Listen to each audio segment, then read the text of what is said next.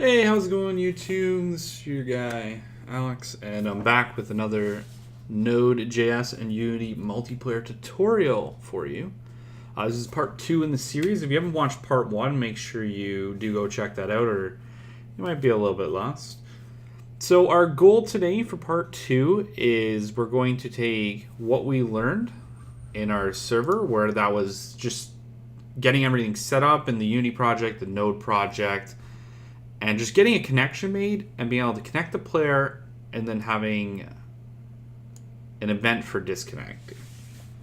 And that's your base for any networking, really, right? You have a connection you're going to make, and then being able to disconnect, and then what you do in between, that's your game right there, right? So our goal here is we're going to create an array of players. So everybody who joins the server will be given a player object or a class. As you're added, you'll be added to a dictionary on the server. You will then, when you disconnect, be removed from that. And whenever you connect or disconnect, all this information is going to be relayed to players currently in the game. And then you will also be relayed information from current players in the game that they're there, right? So when you spawn into a server, the server is going to say, hey, you spawned in, and then I'm going to tell everybody else you spawned, and then everybody else has to tell me that they're there. Otherwise, when I join the game, they'll all see me and I don't see them. So that's our goal today, is getting that foundation, and once we have that, then we're going to be starting to do movement and get into more game-related assets of the project.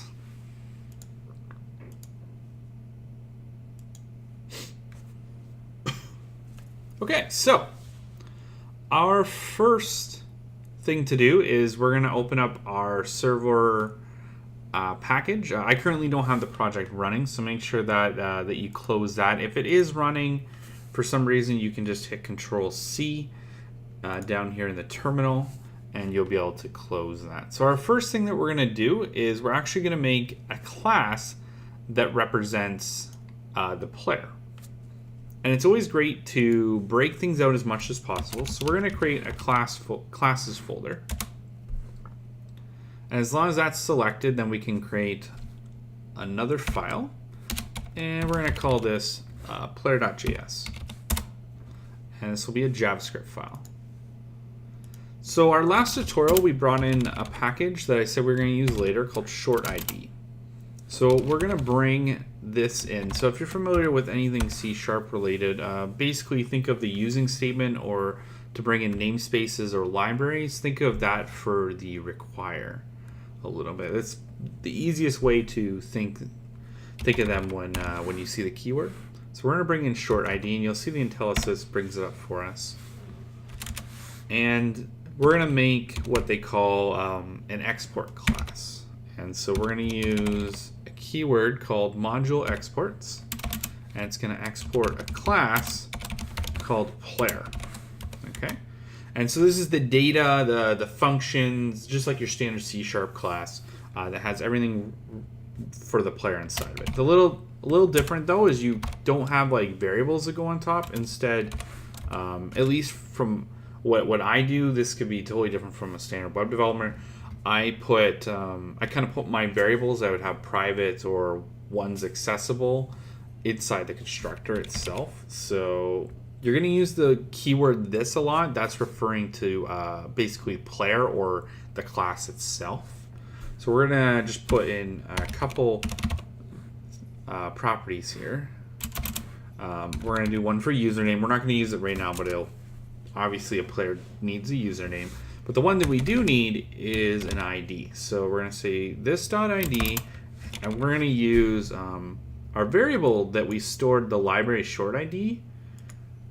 We're going to say short ID, and it has a function called generate. What this does is it generates a random character string for us that will allow us to identify players not just on their username. So if you had a server where you could type in your name, like my name's Alex, there can be another person named Alex on the server, and you don't want to confuse those two. So this ID helps us with being able to separate people, not only players playing the game, but this could be server objects. So for example, in our game, you'll see we'll have bullets with IDs, we'll have enemies, that sort of jazz. So as long as you have the module exports and the constructor with these two parameters, we will add more in the future. Make sure you hit Control S there and save that guy. And we're going to move back to index.js, the index.js folder. So now that we have a player class, we have to bring that in. So I like to have a little section here called custom classes, because sometimes you'll bring in a lot more. And so we're going to do variable player, and it's going to be into require. And so we're in this namespace of index.js. So we're going to do a dot slash, and then you'll see that we have classes. So now we're just kind of going within this folder structure. So we'll say classes and dot player. And I like to put just like the JS at the end. I don't believe it's needed, but I personally just put the JS. Okay. So the next thing we're going to add is being able to store the player. So we have reference to a player class, so we could create a new player. We need to be able to store those players, okay? So I'm going to create a variable called players, and I'm just going to put it into empty braces, square braces. And the goal of this is to say this is basically going to be an array. And in our case, we're actually going to use a dictionary for storing, because those IDs that we get back from short ID will be unique. So everybody will have a different one. So we could map it to a dictionary and be able to traverse it a little faster. Okay. So when you have made a connection to the server, we're going to make a variable called player. So this is our player class. So I like to store, and this looks very similar to C#. I like to store reference to the player class just in a variable. That way, if I have, and you'll see as we get going, we'll have a ton of events in here after you've connected, and I'm able to just use the word player to be able to traverse anything from player. So I could say player.id, or I could say player.username, for example. The next thing we're going to add is we're going to say this player ID. And I just like I said before, I don't like saying player.id a lot. So I will have a reference to this player ID just for future when you get a bunch of events. We will get into a bunch of events. Okay. So after we have the player, let's store this player in player. So we're going to say players, and we're going to map this to player ID. So the way the dictionary works is that there's a key, which is going to be the ID, and then inside the key there's a value, which is going to be our player. So that's saying that anywhere in code, if I say players and I put in the ID, it'll hand me back player.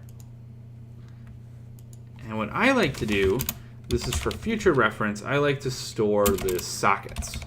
And the reason why I store the sockets, you'll see when we get into interval timing, where we're doing updates per frames to bullets and stuff, it's really handy to have all the sockets of every player just in a nice neat array that I can pass through to my game server logic. So I'm going to do sockets, and I'm also going to map this to the player ID because it is part of the player.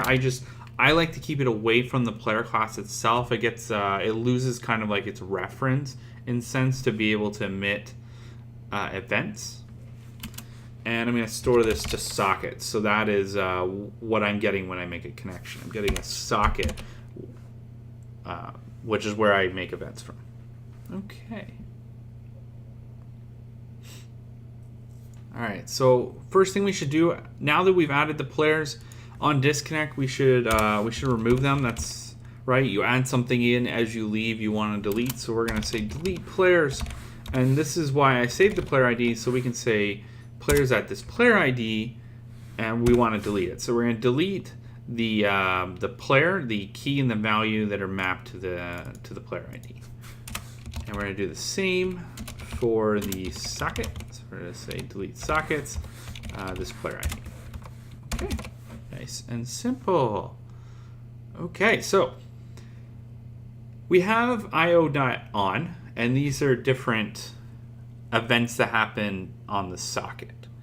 We can send events to ourselves, or rather to other clients, okay, or to the other end of the socket. And to be able to do that, we're going to use a keyword called emit and broadcast, okay? So the first thing we want to do is we want to tell our game, right, that we've spawned or we registered the client. So we're going to say tell the client that this is our ID for the server.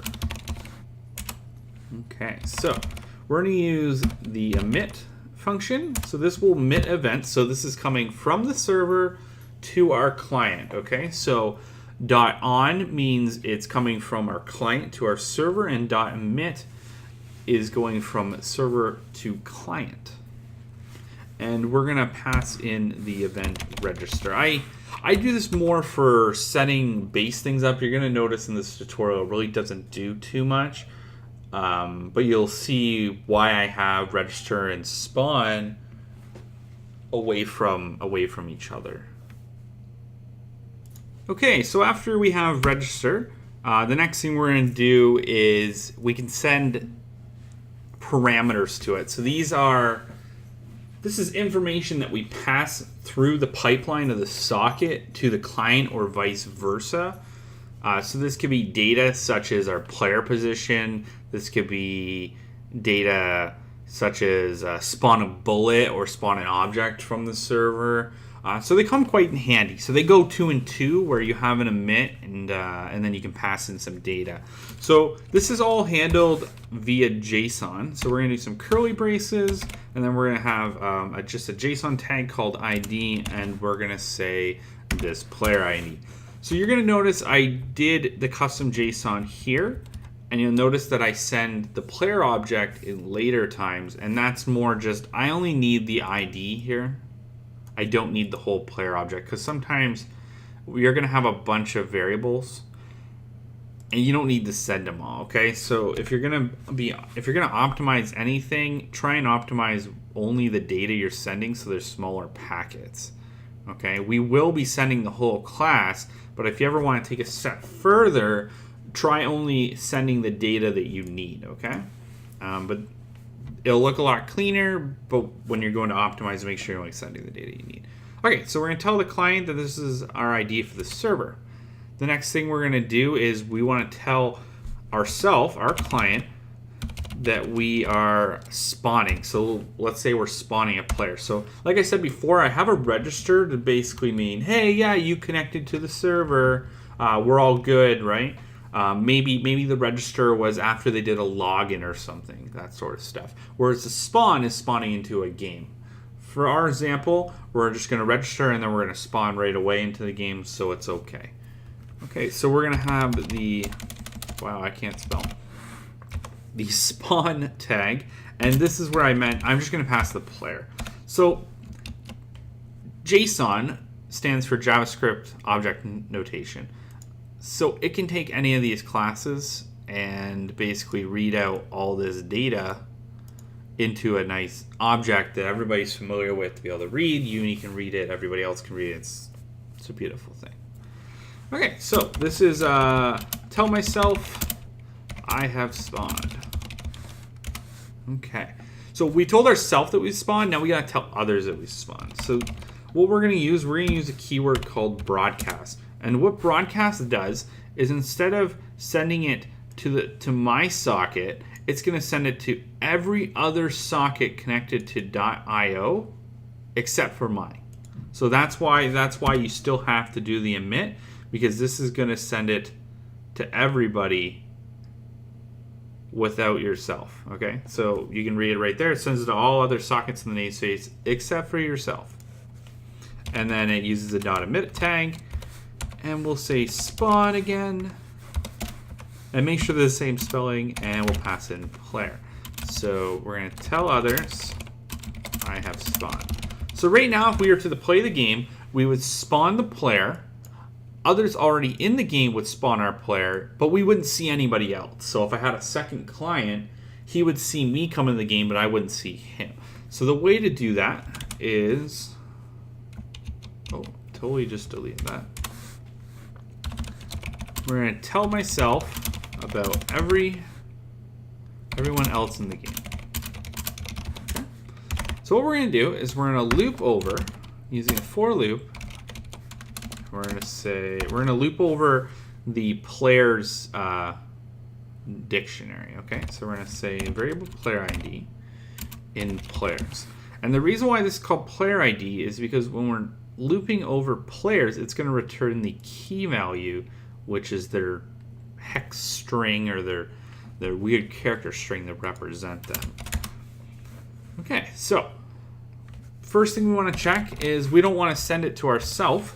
So we're going to say if player ID is not equal to this player ID. So if it's not us, okay, that means there's someone else in the game and we have to emit. Okay, so the emit event is going to also be spun. And we're going to pass in not our player, but we're going to pass in the players at player ID. So what this is going to be either player 2 or player 3 or the other guy across the world. Whatever it may be, this is going to be the other guy that's connected to the server. And we're going to tell our client about that guy. And that should be about it for the server. We're going to move over to Unity now. So if you want to, right now, I'm going to just turn on nodemon index.js. That's going to start running the server. And you'll see right there, it's starting, and then the server is started. I'm just going to put this off over to my other screen for now. And we're going to come into Unity. So my Unity has a couple extra things, and I'm just going to talk about them and why they're there. So the first one is we have an empty game object called server spawn objects, and this is here to mainly just clean up the scene and hold all the things spawned by the dynamically from the server, from the clients, all that jazz. Okay, so if you go into code networking, you should have a network client component. And you're going to see a bunch of commented stuff, and I'm just going to go through it really quickly.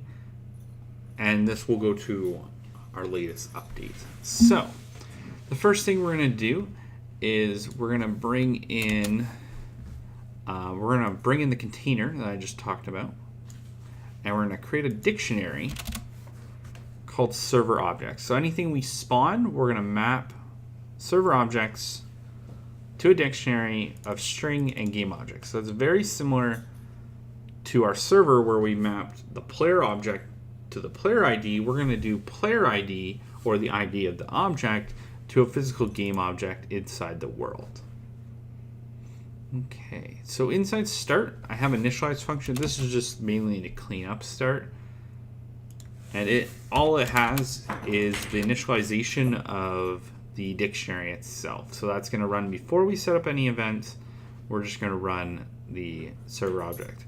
So the first thing we need to do is in our server, we created a register and a spawn, as well as a disconnection event. And we need to add those to the client so it can handle those. So the first thing we're going to do, I'm going to just bring all those back, is we're going to have a register event that's going to look just like our open from the last tutorial. And the new change is that we pass data. So if you remember on our server, if I bring it over, we passed in a JSON object with the tag ID. To recover that ID, we can do E, which is the parameter passed in, data, and that's mapped to the tag. So what it does is it takes the JSON object and it maps it to tags. So if you have children inside of the JSON object, like it was id.name, for example, then you would have ID and then name again. This comes out as a JSON object. This is a class of the socket.io library. So we're just going to toString that. And then I created this handy method extension that we'll go over called RemoveQuotes. So what it does is the string comes back, but it'll put quotes around our player ID, and that's not very nice to look at, so we can remove the quotes. I added a nice debug log to show our client ID. So when you connect, it'll say our client ID is this. The next thing we need to add is for when we spawn or just anybody spawns. So when we spawn, we pass the whole player. So the whole player gives us the username, the ID, could give us a position, all that jazz. For right now, we're just going to create an empty game object, and I'm going to name it by the ID name. And I'm going to set the transform, its parent, to the container. So we'll go inside that container, just clean up our scene. And then the last thing we're going to do is we're going to add or map the ID in the game object to our dictionary. So that way we have reference to it, so we can remove it when somebody disconnects. When somebody disconnects, we're going to pass through the player again. We're going to grab their ID. We're going to grab the game object at the ID. So this looks very familiar to the server. So if we do the dictionary at the ID that comes in, we'll be given back the value, which is a game object in this case. We can destroy that game object from the scene, and then we can remove, by removing just ID, we remove everything about it mapped in the dictionary. So we'll do that. So we're going to remove it from memory. Now you're probably wondering, we haven't actually made the disconnection event on our server. So if you go back to the server, and if you have NodeMon running, that's okay. Wrong one. You can come down to the disconnect function, and we're just going to say socket.broadcast.emit, and we're going to emit the disconnected event, and we're going to pass in player. Okay, and if you hit Control S to save, you'll see NodeMon will detect your changes automatically, and then it'll start the server up again. Okay. And that will fire this event on the client. So if we go back to the client, we load this up. You'll notice we got a couple variables, and that was due to the variables with the serializable field at the top, and it's asking for the container, which will be the server spawned objects. Okay. So if we now are if we have the server running, you can hit play, and you'll see connection made to the server. And like I said before, don't really worry about it that it says it twice, because you only get one command after that. It's more just a bug with socket.io. And we got our register event that says our client ID is a ton of letters, and you'll notice we have a little game object with that ID as well. And it doesn't really do much, but in the future we'll have a player object, and they'll be able to move around. Now you're wondering what happens when you have another player. So I went ahead and created a duplicate scene. If you're interested into how I made this other Unity project, I use a technique on Windows called symbol linking, and I'll put a little short tutorial in the description down below that you can check out. But for now, if you guys need more help or whatever, I can create another tutorial on just that alone. But it really helps having the two projects open. So I'm going to start this one. And you'll notice we get a second ID. And if I bring over this client, you'll notice I have two IDs. So that means that when we connected, our server told the first client that I spawned, and then also told myself that I spawned, and then grabbed the first clients and told the second client that he was already in the game. So we got our three scenarios working. And the last thing that we need to test is disconnecting. So if I stop the second client, you'll notice that we get a player's disconnected. And in the future, if you really wanted to, you could do player.id as a console log or something. And you'll notice that the event for disconnected fired, and we actually removed that game object from the game. So the last thing I want you guys to do before I come out with the next tutorial is I want to challenge you to take this concept that we just did here right now and create a player prefab. Okay, so right now inside the tutorial, we're creating just an empty game object. I would like for you to create a prefab, have a reference here in Network Client to a prefab. I'd like you to instantiate the prefab into the game, okay? And then next tutorial, we'll start movement. And once we start movement, we'll have some updating code. You'll be able to see players moving on the screen. I think it'll be a lot of fun. Thanks for coming out to the tutorial, guys. Hope you guys liked it. We'll see you guys again next time. Make sure you guys give a thumbs up, a like, and subscribe to make sure you know when these next videos go live.